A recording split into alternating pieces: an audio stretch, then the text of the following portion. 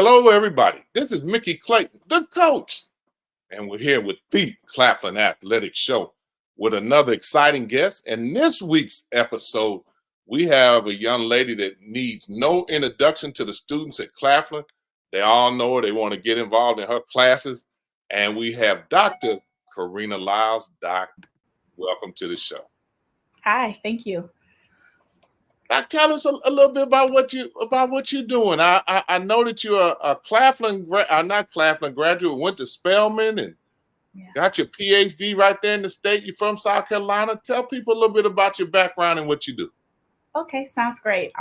So hi, thanks for having me. I'm Karina Liles, and I currently chair the Department of Math and Computer Science here at Claflin University. I'm also an associate professor of computer science. I received my Bachelor of Science degree from Spelman College some time ago. And then I earned the Master of Education in Educational Technology, a Master of Engineering in Computer Science and Engineering, and my PhD in Computer Science and Engineering, all from the University of South Carolina. I am a native of Bennettsville, South Carolina, so I'm from the PD area. So South Carolina is home to me. Claflin feels like home to me. And we're doing some fun and exciting things across the university and within the department. Oh, okay. Well, how'd you end up going to school at Spelman? The easy and the most straightforward answer is my older sister. She also attended and graduated from Spelman, and so she told me that was my only choice. But it was the best decision I could have ever made. Just seeing her matriculation and seeing the opportunities that she was afforded, and then also just hearing about Spelman and the great things that they were doing, and then the great women that they produce. I knew it was the place where I needed to be. So you've had that HBCU background that you can relate and talk to about your students there at Claflin. Oh yes. Then being from South Carolina as well. Mm-hmm. Okay. Now tell us, I see you're involved with STAR. What is that correct? Explain to everybody what that is. All right, the STAR Lab is an acronym. It's Social Technologies and Social Technologies and Assisted Robotics Lab. So that's the research lab that I have here on campus, and we do a lot of robotics. We focus a lot on human-robot interaction, and the students are building robots to help humans. So we build robot tutors. So if somebody needs help in math or language learning or computer science per se, I have students who are programming humanoid robots that can lead those tutoring sessions with the students. We also have robots in our smart home that I'll talk about a little after this, but those robots deal with social capabilities. So they help people with social isolation. They help people with mobility issues. They can be companions. They can do a lot of different things. And so the STAR Lab feeds into our smart home, and our smart home is a space. It looks like a house. It's outfitted like a house, but it has a lot of technology embedded inside of it. And the focus there is on health disparities for minority communities. And so we put in the technologies to detect your blood pressure, to detect your heart rate, to detect your weight, to detect different things. And then the house itself responds to the person's profile. So if your heart rate is elevated and the house might detect that, then it might turn the lights down or dim the lights, because that could be something that could be used to relax the human or the person that's inside the home at the time. Oh, no, you're not going to get off that easy. No. The house responds to different things. Now you need to come on. You in the 25th century now. You need to break it down a little bit to us about what y'all got going on at Claflin, because I need to know some more about this. Okay. The smart home is pretty amazing. It is pretty amazing. And one thing we're trying to do is we're trying to just raise health consciousness, and we're trying to really embed our thoughts about health and the things that we do to promote our health and maintain healthy lifestyles just in our everyday lives. And so we don't want healthcare to feel like a burden. We also don't want it to seem like a luxury. We just want it to be a natural norm for everybody, especially in minority communities, where it's not so much the case. So yes, we have sensors inside the home that will detect different variables of your health, and then it'll respond accordingly. So we can play music. We can similar to we use Google Assistant for a lot of the responses. So similar to like a Google Assistant or Amazon Alexa, where you can play music. You can turn on the lights. You can turn them off. We also have a smart shower, so we can turn the shower on with just our voice, or we can turn the sink on with just our voice, or we can operate the oven with just our voice. And what's really, really nice is that the students can also go in and make their custom programs. So we can change how the refrigerator behaves because we can write our own programs to do just that. Okay, I can follow that part, but I'm lost with the sensory Okay. perception and how. I mean, people aren't walking around hooked up. So what are they using to be able to develop and figure out what these perceptions, how the sensories are perceiving what's going on? So we do have tools that they use, and it's not a continuous thing, but we have a smart blood pressure monitor. So they would take their blood pressure, and then they don't have to keep the cuff on. It's just now that we know it. And so we have a smart scale, we have a smart thermometer, we have a smart blood pressure monitor, we have a smart bed, and we also have a smart sleep mat. And so those are all the items that are in the home that will take these measurements and do different things accordingly. Now, just a question, probably being nosy here. The federal government, I mean, you ought to be able to get pretty good grants to help you subsidize some of the studies and programs you have there at Claflin. We think that we will, but right now our focus is because a lot of the information, a lot of things that we're doing, our work is proprietary, and so right now Mm. the focus is protecting the work that we do and our intellectual property before we start going after any type of funding sources. You know what? I'm gonna leave that alone right there, but I'm really excited to hear about It's what exciting. Claflin is doing. That's Thank you. wow. Each time we do something on this show and we step a little bit outside of athletics, the academic side at Mhm. Claflin just is overwhelming with the things that you're doing with your students. Thank you. Tell us, how do you go about, do the students indicate they have an interest in this, or do you have them in your computer Mhm. technology classes and they kind of get a grasp of some of the things that are out there and you kind of motivate them that way, or do they come to you with some of these ideas themselves? It varies. Some students, if they hear about the smart home, they're automatically interested and eager to get started. And so those are the students who will approach me. Other students might be interested just in research in general, or I might discover, or another faculty member might discover this student may be a good fit for what we're doing in the smart home. And so sometimes we identify the students and target them, and other times students approach us. But it's interdisciplinary, so it's not just computer science students or computer engineering students. We also work with biology students. We work with art students. In fact, the home is decorated with artwork from art students. Mm. So we really, really want to push that it's all majors, not just the science majors or not just the technical majors. We're also partnering with the nursing department because we want to start seeing patients and individuals inside the home. And that's where the nursing department is really going to be key. Oh, that's outstanding. It's Explain fun. to us a little bit about the difference in robotics and AI, which seems to be taking over people's interest right now. What It is. Explain to us a little bit about the difference in the two or the similarities in them. Mhm. Mhm. So they are very related, but robotics is, in fact, I have a robot behind me right there. That's a humanoid robot. And so when we look at robotics, we have these systems or these physical devices. And they don't always have to look like humans, or robots can range, and then there's some question about what could be qualified as a robot and what couldn't be. But robots are these systems, and they have sensors, and they can move. They're used to perform some tasks. They're used to do something.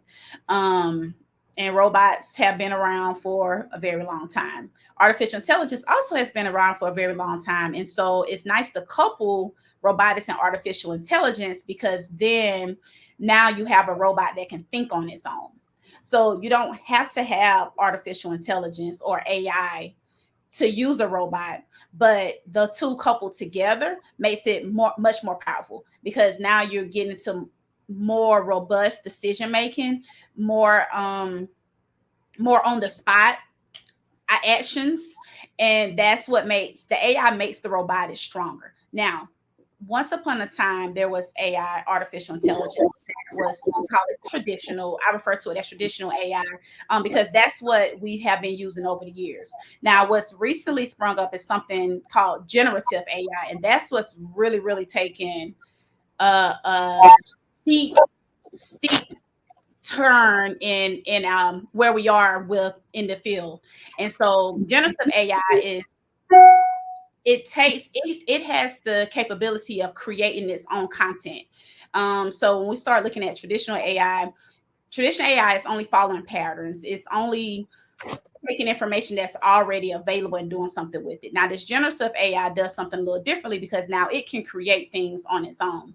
And so that only strengthens the capabilities of traditional AI, but it also strengthens the capabilities of the robot. And so we can now have a robot that could have been conversational with just regular AI, or could have been conversational without AI at all. It would have been very limited, but it could have been a scripted conversation. And so now we have generative AI that really takes a lot of these natural conversations. You and I could have a conversation as we're doing now with a robot that had the AI embedded in it, and it would be a part of our conversation. And you would see that there would be a seamless interaction, which makes it super powerful and which makes it super, super interesting. Wow, I'm already impressed with the conversation. I've learned now what the difference in traditional and generative AI is. I did not know, so I've just learned that. But I know in the educational field, students are relying a lot on AI to even do research and papers. And how do you go about now trying to make sure that most of the students' work is their own, or does it matter? Because I know a lot of times, sometimes with the AI, and you put the chat prompts in and you get information and it does research, it'll put a lot. Some of them actually put where they got the information from, so that you can go back and check it. But having used it before in some of our sports, we found that all of the information they give you isn't always correct. So. Exactly. How do you educationally handle that?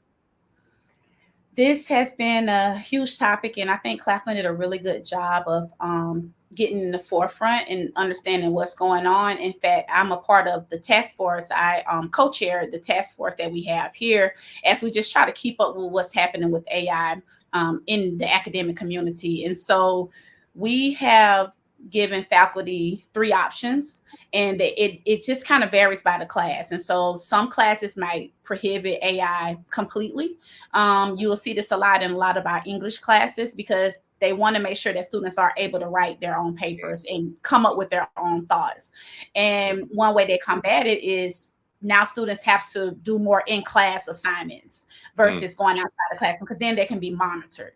Because it's going to be very important that they get those foundational skills before they can start using other tools to add on to it. The second way of doing it is it might be prohibited sometimes, but it also might be allowed with certain restrictions. And then the third use is that you can just use it at any time as long as you cite it. And so that varies by the class, but we are oftentimes looking at ways to make sure that students aren't abusing and that they're actually still learning and getting what they're supposed to be getting out of the classroom. A lot of times it's nice for students to be able to use it as a research tool or to help break down concepts. And so we really don't want to prohibit it completely, because it can be very useful. But we as a university are working alongside students to ensure that it's being used properly and that we're actually reaping the benefits, but not using it as a crutch for education. Okay. That's interesting. And the 3 options, and depending on the class. And I liked hearing that it was important for certain things the students needed to learn how to develop on their own, their thought processes, ability to write, and things like that.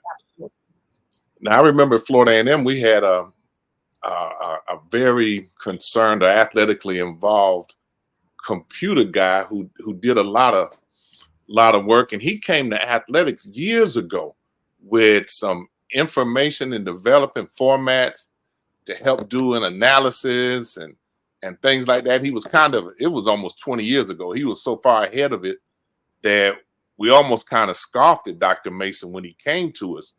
But I imagine now the way that your university works so well together that you've been able to probably put some things that are on the cutting edge for athletics. Yes, we have. We super. Look at that smile. Look at her. Look at the smile there. This is really exciting because we actually have a data science team, and that team works directly with athletics to do the analytics for all of the sports. And so it's super exciting because it gives the computer science students a hands-on real world approach to the things that they're learning, but then it also allows us to make an impact where it matters. So I love it because one, if I have computer science students who might not be excited about sports, it shows them an avenue. But then two, if I have a computer science student who might not be as strong in that area, but they love sports, now they're motivated to learn it even more. But so no. Yeah, tell me some more. You trying to keep a secret there, so I'm no secrets. What are y'all doing, Dr. Liles? Okay, so we're starting with basketball. And what we've been doing right now is exploratory. So we do get reports, so we do some data analysis, but we're still trying to figure out what works best. And so right now everything's really exploratory. So we've been going to practices and observing practices. We've been going to games and observing games. And so we send reports prior to games, but we're not yet at the space where we want to engage with the coaches and the teams during the games. And so it's one of those things where we really just we don't want to be in the way and we don't want to impose. And so we want to be able to available when we're needed. And it's been really nice working with the coaches as they understand a bit more about what we have to offer and some of the things we're doing. And it's nice for us to understand what works best for the coaches because it varies between the different coaches. And so we do scouting reports. We'll do individual player profiles for the players and the opponents. It was really nice. We traveled to CIAA with the teams, and we were doing analytics after the games for them in preparation for the next game. We also built the simulator. And the simulator was really cool. And it's in its preliminary stages, but it was really nice because it actually was fairly accurate. So it was trending to a great tool as we continue to add features. And the simulator simulated the game in an instant based on whatever players were on the court at a time. And so we would run that simulation every time players came in and out of the game. And it gave us a good indication of who would be leading at the time based on the lineup. Now, I don't know a lot about sports, but I'm learning a lot through this, but I often say some of the wrong sports terms and the students think it's funny, but we get through it, and we blend now our computational tools with what's happening in the sports world, and that's a way to give our coaches and the players some insight into their performance and some of the things that they're doing. You not having a real background in sports might be an advantage because you don't see it through tinted glasses. And so that could be very true. Yeah. You being the analytical mind, you could pick up things that me being a former coach might not see. And I'm looking at it one way, but you're looking at it completely different in its purest terms that we might not have noticed. Oh, that's a very good point. So I think that actually might play to your advantage. I'm going to remind you that. Yeah. And I think that could be very, very good. I like, again, would this be proprietary things that you are doing with them as you go through even a simulator, which I was not expecting you to tell me that. But I mean, if we're going to do it, we might as well do it big. Wow. We're going to let them know we're here to support. We're standing by the teams. And so, and the thing about it is the data is important and the stats are extremely important. But as a coach, a lot of this stuff, you kind of see it, right? And so we're looking for the things that you won't see. And things that you can think through and arrive to, but if we can do it faster, then you don't have to spend too much time processing that piece of it. You can focus on something else. And that's part of what you would do with analytics and trends and things that, you know, at the highest level of sports, analytics is becoming more and more involved in the process, even with player evaluations, with NFL, NBA drafts, and player selections, even in times of day that the contests are played. Just their analytics pretty much cover everything. So that's exciting what you're doing. Super exciting. Basketball right now is the only sport you're really working on. You're looking to expand it. Yeah, definitely. We basketball right now, and baseball would naturally be next because we've already started baseball season. But I really want to get a firmer grasp on where we are with basketball, so that when we do start baseball, we'd be that much stronger. Because it's gonna shift in the data that we collect and the things that we do, but our process will still hold. And so we're still really trying to get a stronger handle on where we are with basketball. And so by that, I mean, we finished the season, but now we want to start doing some follow-up and prep work as we lead into the new season. Okay. Now, when you do the individual profiles, have you actually talked to, or do you plan to talk to the individual players at all? We haven't. We would like to in the future. But when we were doing those, that was in the midst of CIAA during the tournament. So we sent it to the coaches for them to communicate it to the players. But eventually the goal is to have times where we actually can meet and talk with the teams as well. And then there's a discussion with everyone involved. I like that. If you were trying to do anything during CIAA, that's a completely different animal there, because that takes complete attention and everything else. Absolutely. I was only asking about the players, with not even so much for input for them, but to be able to tell the coaches and for the guys even to notice that they have certain trends or things they do that might affect the way they perform. Yep. And just exactly what you said is what the coaches communicated to us. And so one thing with the profiles, we asked them, hey, what would you like to see? And one coach did mention, sometimes players only think they're shooting. As long as they're making shots, that's what's effective. So for them to be able to see other things, that'll open their eyes up a little more. Okay. That's interesting. Now, you got anything else? Any nuggets of knowledge you're trying to hide over there that you're trying to keep to yourself, Doc? No, of course not. See, there we go. There, yeah. See, don't give me that smile and that laugh. I got 3 daughters. I know that look. Okay. Yeah, I know that look. That means I got something. Always works. No, so right now, Smart Home and the data science team are my research priorities. We do have a lot of work that we're doing in cybersecurity. We actually just started a cybersecurity major last fall, and we will soon have a master of cybersecurity. So we are growing as a department, and we're looking at offering some certifications. And one of the biggest things I'm looking at is how do we include other majors, because that only helps those students become more marketable if they can add some type of computing skills to their resume and to their background. How's that going with cybersecurity? It has to be growing as students find out about it. Yeah, cybersecurity is big. It's a growing field in and of itself. We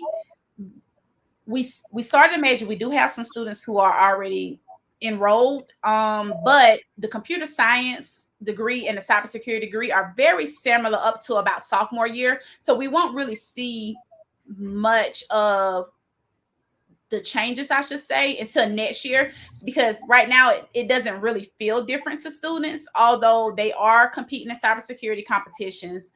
They are doing cybersecurity projects, but then their classwork right now still feels the same. But they'll start noticing a change next fall. We actually also have a cybersecurity minor that's been really popular over the years. Well, the basics of learning what you're doing would be the same. It's like other majors that you have that are similar till you get in your upper level division classes, and then you start to take more specified courses. Yeah, absolutely. Wow, that's really exciting. I mean, wow.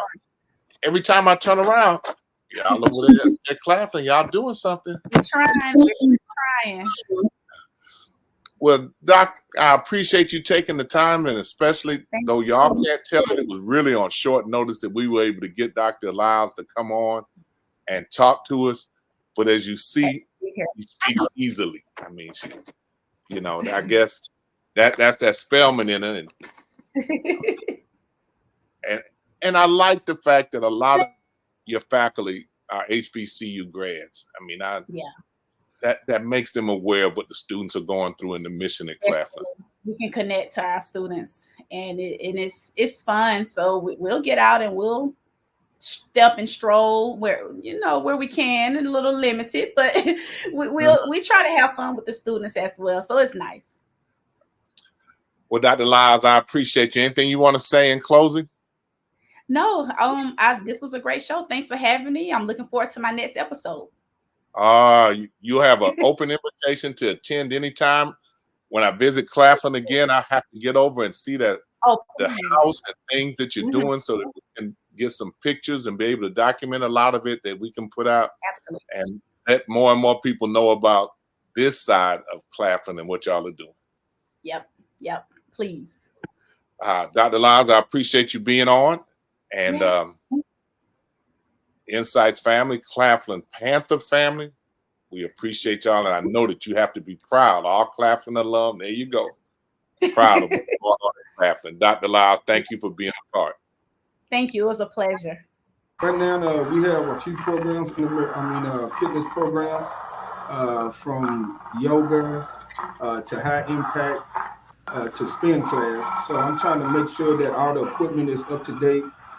Make sure that the programs that we offer for the fitness are being utilized, and also hopefully in August I will be adding some more for next semester. But I'm definitely making sure the wellness center is up to date, so the kids and faculty staff feel welcome when they come in. They know they got some good equipment. Nothing's broken down, and everything is up to par for them. For a limited time only, the first 500 downloads of the INSiiGHTS app will get free premium content for life. Watch the Mick and Rick Show, Black History Moments, Remembering the Legends, INSiiGHTS Magazine, Faith TV, along with the Game of the Week series. See INSiiGHTS creative content with skits from the Church Sisters, students in generations, and more. The INSiiGHTS app is on your Android and iPhone and is now being downloaded in countries worldwide.